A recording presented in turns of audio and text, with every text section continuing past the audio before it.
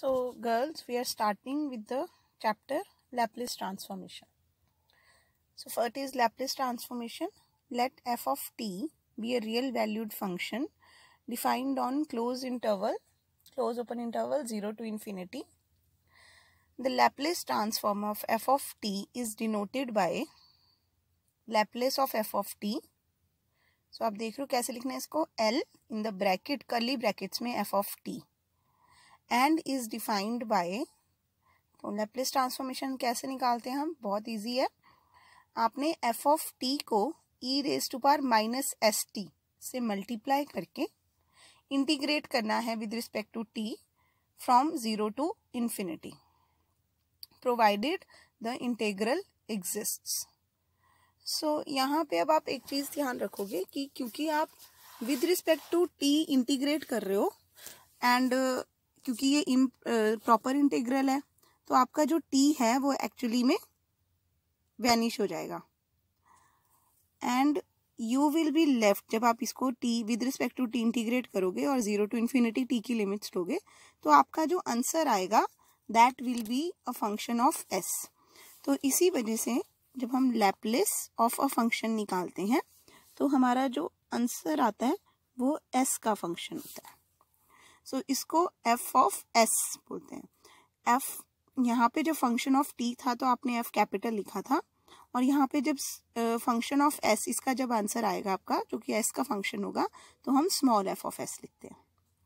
Symbol l is known as Laplace transformation operator and s is a parameter which may be real और complex number. तो s जो parameter है वो real भी हो सकता है और कॉम्प्लेक्स भी. ये अभी आपको आगे समझ आ जाएगा एग्जांपल्स में. So clearly Laplace of f of t is a function of s. So it is briefly written as f of s. So Laplace of f of t is equal to f of s.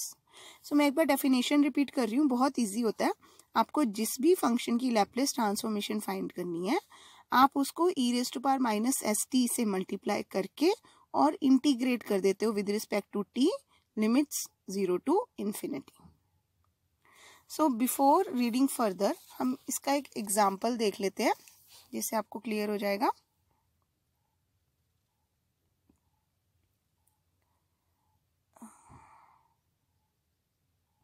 सो ये देखो theorem 2 मैं कर रही हूँ article 3 के नीचे Laplace transformation of some elementary functions. आगे पढ़ने से पहले सबसे पहले इसका है थ्योरम 2 में prove that Laplace of 1 is 1 by s. So इसमें लैप्लेस ट्रांसफॉर्मेशन में आपके पास s का जो फंक्शन आता है s हमेशा ही पॉजिटिव होता है. सो लैप्लेस ऑफ 1 निकालना है. Proof first part. सो जब आप लैप्लेस ऑफ 1 निकाल रहे हो इसका मतलब आपका जो फंक्शन ऑफ t है वो 1 हो गया. यहां से पढ़ रही हूं मैं. जब आप लैप्लेस ऑफ 1 कर रहे हो तो जो f ऑफ t था वो 1 हो गया. सो 1 को आपने e raise to power minus S T से मल्टीप्लाई किया और with respect to t integrate किया. तो जब आप इसको with respect to t integrate करोगे तो s is behaving as constant. So e raise to power minus S t over minus s integration आ गई. t की लिमिट्स हैं 0 टू इन्फिनिटी. इन्फिनिटी पुट करेंगे तो e raise to power minus infinity होता है 0 और 0 पुट करेंगे तो 1. तो ये -1 बाय एस बाहर ये लिमिट्स पुट की and your answer is 1 by S. So you can see that आपका जो आंसर आया है that is a function of s only. Now second part Laplace of t raise to power n. तो अब जब t raise to power n की Laplace find करनी है हमने तो आपके पास आएगा 0 to infinity e raise to power minus S T. t raise to power n को हम मल्टीप्लाई करेंगे इससे और with respect to t integrate करेंगे. अब इसको इंटीग्रेट करने के लिए इन्होंने एस टी को एक्स पुट किया so that d t is equal to 1 by s d x. So इस सब्सटीट्यूशन के बाद t की वैल्यू x ओवर s हो गई. अकॉर्डिंगली लिमिट्स आ गई आपके पास. when t is approaching to 0 x is approaching to 0 and when t is approaching to infinity x is approaching to infinity. so Laplace of t raise to power n क्या बन गई इसके 0 to infinity e raise to power minus x by s raise to power n and dt की जगह dx bye s. सो क्योंकि with respect to x करना है हमने इंटीग्रेट तो s कांस्टेंट बाहर आ गया 1 over s raised to power n plus 1 e raised to power minus x raised to power n dx। अब ये आपको पता है गामा इंटीग्रल होता है, या बीटा गामा फंक्शंस पढ़ के आए हो रियल एनालिसिस में। नहीं सॉरी, ये आप पढ़ के नहीं आए हो, ये आप फाइनल ईयर में पढ़ोगे gamma functions, beta and gamma functions. So आपने क्या करना है, ये अभी के लिए आप याद रखो, ये गामा इंटीग्रल होता है। गामा इंटीग्रल कैसे लिखते हैं हम,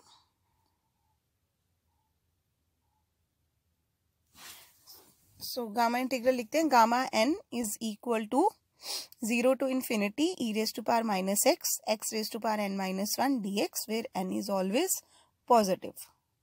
So using this definition, यहाँ पे जब x की पावर n minus 1 होता है तो ये गामा n आ जाता है। So यहाँ पे क्योंकि x की पावर n है तो using this definition यहाँ आ जाएगा gamma of n plus 1. So Laplace of t raised to power n is 1 over s raised to power n plus 1, and this is gamma integral gamma of n plus 1.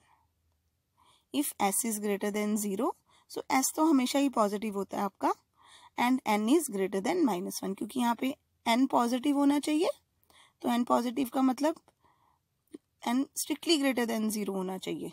तो n की minimum value अगर integer लें तो 1 हो सकती है ना। So that means यहाँ पे इसके accordingly n should be greater than minus 1। So अब गामा इंटीग्रल की फिर ये प्रॉपर्टी होती है that if n is a gamma positive integer then gamma of n plus 1 is n factorial. If n is a positive integer then gamma of n plus 1 is n factorial. देखो n positive था ना, तो ये जरूरी नहीं होता कि यहाँ पे n इंटीजर ही हो।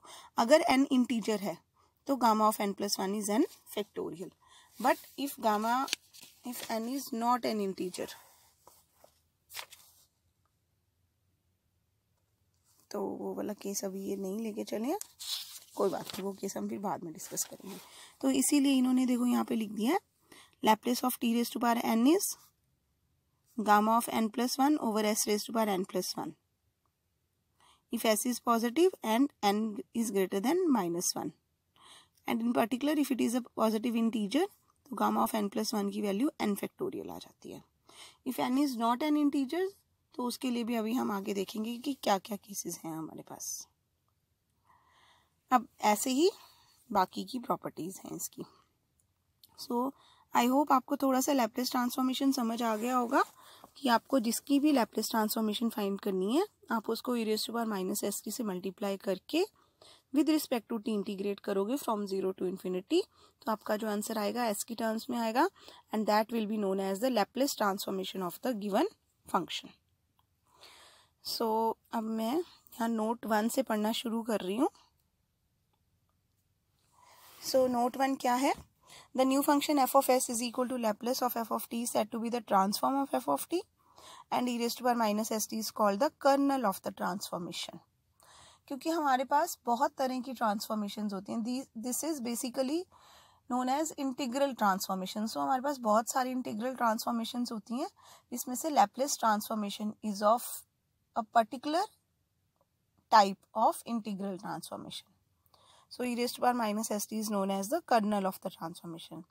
The parameter s is taken to be a positive real number. तो ट्रांसफॉर्मेशन में जो हम e raised to power minus st लिखते हैं, यहाँ पे s is a positive real number. So s is always greater than 0. Third point, given functions are denoted by the capital letters f of t, g of t, h of t, and their Laplace transformations by the corresponding lower case letters f of s, g of s, h of s। अब ये क्या होता है, ये actually आप देखोगे different books में ना डिफरेंट नोटेशंस यूज की होती हैं, but you have to remember one thing always. जैसे कि इस बुक में ये क्या कर रहे हैं, गिवन फंक्शंस को कैपिटल लेटर से डिनोट कर रहे हैं और जो उनकी लैप्लेस ट्रांसफॉर्मेशन आ रही है उनको स्मॉल लेटर से। So capital F of T की लैप्लेस ट्रांसफॉर्मेशन ही स्मॉल एफ ऑफ एस। कई बुक्स में आप देखोगे कि गिवन फंक्शंस को वो स्मॉल लेटर्स से डिनोट कर देते हैं। In that case Laplace transformations are denoted by the capital letters. This is just to differentiate between the function and their transformations, Laplace transformations. So मेरे पास ये जो बुक मैं यूज कर रही हूँ ये कंसाइज की बुक है पढ़ाने के लिए। अगर आप स्पेक्ट्रम की बुक्स चेक करोगे, एक मिनट में आपको दिखा देती हूँ। स्पेक्ट्रम की बुक में इन्होंने लिखा हुआ है कि हम गिवन फंक्शंस को स्मॉल से लेटर से भी नोट करेंगे और उनकी ट्रांसफॉर्मेशंस को कैपिटल लेटर्स से।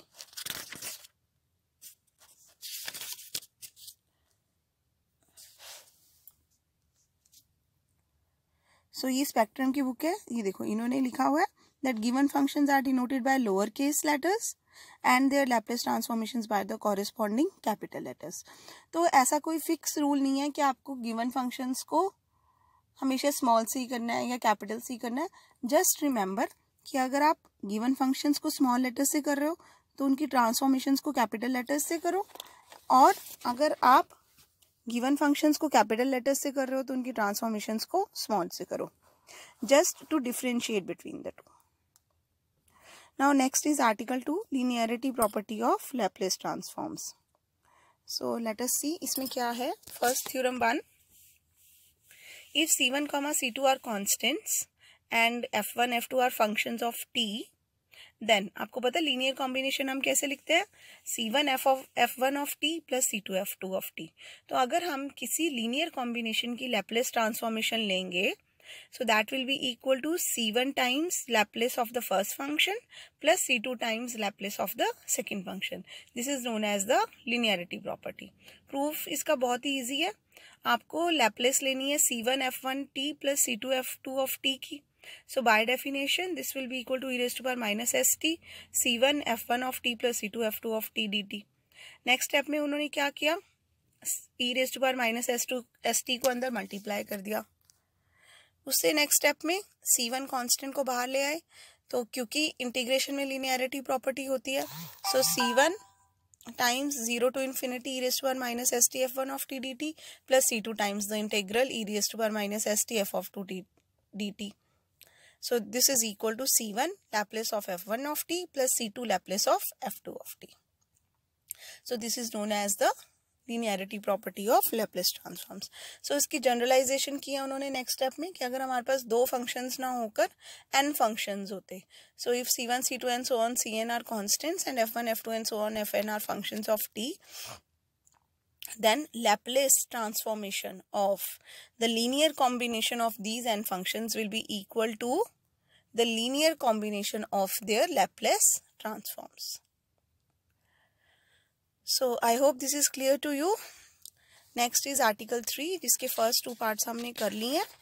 So let us move to the third part. So now first two parts हमने discuss कर लिए थे. Let us discuss the third part. Third part is Laplace of e raised to power at. So very easy, e raised to power at को जब आप e raised to power minus st से multiply करोगे, so e raised to power minus common ले लिया उन्होंने, you will be getting e raised to power minus of s minus a into t. So this is equal to e raised to power t की integration e raised to power minus of s minus a t over minus of s minus a 0 to infinity. So इसको solve करके minus 1 over s minus a बाहर लेके अंदर आपके पास 1 बचा, अंदर minus 1 आएगा. So finally you are getting this is equal to 1 over s minus a. So यहाँ पे आपको पता है e raised to power minus infinity जो है वो तभी आएगा अगर s minus A is positive. अगर s माइनस ए नेगेटिव हो जाएगा तो ये इंटीग्रल एग्जिस्ट ही नहीं करेगा. सो इसीलिए यहाँ पे if s minus A greater than 0 लिखना ज़रूरी है. And Laplace of e raised to power at is equal to 1 over s minus A if s is greater than a. ये आपने याद रखनी है कंडीशन, एंड ये लिखनी भी ज़रूरी है आपको. देन फोर्थ पार्ट है Laplace of sine hyperbolic at. So sine hyperbolic at का आपको पता है formula e raised to power at over minus e raised to power minus at over 2. तो यहाँ पे इन्होंने लीनियरिटी प्रॉपर्टी लगा दी, 1/2 constant Laplace of e raised to power at minus half Laplace of e raised to power minus at. So e raised to power at की Laplace जैसे कि अभी हमने ऊपर फाइंड की है 1 over s माइनस ए हो जाएगी, और e raised to power minus at की 1 over s प्लस ए हो जाएगी. साथ में देखो उन्होंने कंडीशंस लिखी हैं दोनों में. So this is equal to half common लिया एंड देन एलसीएम लिया इन्होंने. सो फाइनली सॉल्व करके they are getting a over s square minus a square if s is greater than mod a. और mod a is less than s, जैसे मर्जी आप लिख सकते हो। Similarly Laplace of cos hyperbolic at है half into Laplace of e raised to power at plus half into Laplace of e raised to power minus at। So इसको solve करके आ जाएगा s over s square minus a square, again if s is greater than mod a। So बहुत easy हैं ये parts, आपने इनको एक बार अपने हाथ से करके देखना है। आपको एक बार अगर लैप्लेस ट्रांसफॉर्मेशन की डेफिनेशंस क्लियर हो गई हैं तो ये क्वेश्चंस बहुत इजीली हो जाएंगे आपसे। नेक्स्ट है sixth part, Laplace of sine of at। अब जब Laplace of sine of at करेंगे तो e raised to power minus st sine at, इसकी इंटीग्रेशन का फॉर्मूला आपने किया हुआ है छोटी क्लासेस में, इन्होंने यहाँ पे कोट भी कर दिया है दोबारा से। सो ये मैं आपको दिखा देती हूँ, यहाँ पे ये हमने फॉर्मूला पढ़ा हुआ है, e raised to power ax sine bx dx is equal to this. So ये फॉर्मूला को यूज करके e raised to power minus st sine at dt की इंटीग्रेशन ये आ जाएगी। ये होता है e raised to power ax sine bx is a raised to power ax a square plus b square, then a sine bx minus b cos bx। So ऐसे ही e raised to power minus st over s square plus a square minus s sine at minus a cos at, 0 to infinity. अब इसमें जब आप infinity put करोगे यहाँ पे तो इसको आपको फाइंड करके देखना पड़ेगा, limit t approaches to infinity e raised to power minus st over s square plus a square into this. So this is equal to what they are doing, क्योंकि t अप्रोचेस टू इन्फिनिटी है so उन्होंने put कर दिया x is equal to 1 over t, so that x will be approaching to 0 positive as t is approaching to infinity. So ये integral ये बन जाएगा। अब हमारे पास एक रिजल्ट होता है that if limit x approaches to c f of x is 0 and g of x is bounded in the deleted neighborhood of c, then limit of their product is 0. So similarly यहाँ पे इसकी अगर मैं limit find करूंगी तो limit x approaches to 0 positive of this is 0, and ये जो function है हमारा ये इन्होंने यहाँ पे दिखा दिया कि ये बाउंडेड फंक्शन है। सो देयरफॉर इन दोनों का product will be equal to 0। So ये यहाँ पे इस चीज को यूज करके ये 0 आ गया, माइनस फिर 0 पुट करेंगे जब t को तो e raised to power 0 1 over s square plus a square, then ये 0 हो जाएगा और ये 1, so minus a। So finally I am getting a over s square plus a square if s is positive. Similarly Laplace of cos at is e raised to power minus st cos at dt, again ये formula use किया integration का, ये answer आ गया आपके पास। इसमें फिर वही आप जब t अप्रोचेस टू इन्फिनिटी करोगे यहाँ पे तो यही वाला रिजल्ट यूज होगा और इसका आंसर 0 आ जाएगा। सो इसका आंसर 0 आने के बाद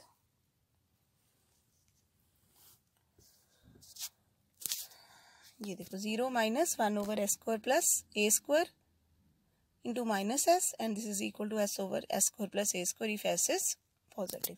So ये जो हमने थ्योरम 3 की है बेसिकली ये सारे उसके रिजल्ट्स कंबाइन हो गए, that Laplace of t raised to power n is this, then Laplace of sine hyperbolic bt is this, cos hyperbolic bt is this, sine bt is this, cos bt is this, and j naught क्या होता है ये हम अभी करेंगे, ये अभी हमने नहीं किया।